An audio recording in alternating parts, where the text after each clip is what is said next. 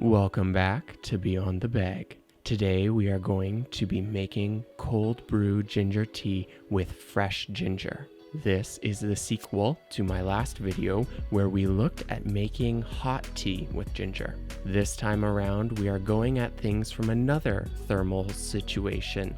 If you haven't seen the previous video, I'll leave it linked down in the description. We are going to start off with a root of fresh ginger. When picking out your root, look for one that is nice and plump with no major wrinkling or crackling of the skin.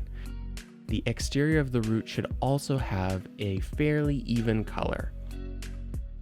This will help you ensure the ginger you are getting is of good quality. Make sure to wash the ginger and remove any leftover dirt or grime that might be there from the field. We are then going to peel the root and cut it up the interior of the root into small chunks.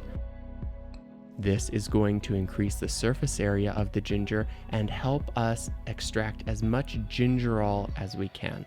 Gingerol is the main compound that makes ginger taste gingery. It is also responsible for the flood of antioxidants and blood sugar evening properties of this amazing tea.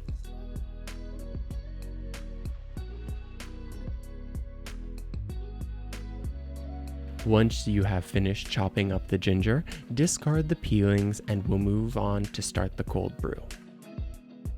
I am going to be using this 1.5 liter jar with a sealing lid. However, any food-safe vessel will work just fine. I'm going to place the fresh ginger chunks into the jar and then fill it with cold water.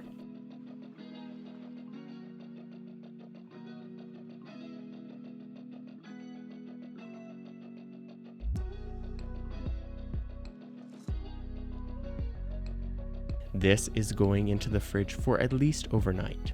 Ginger cold brew is quite light, so don't worry about letting it go too long.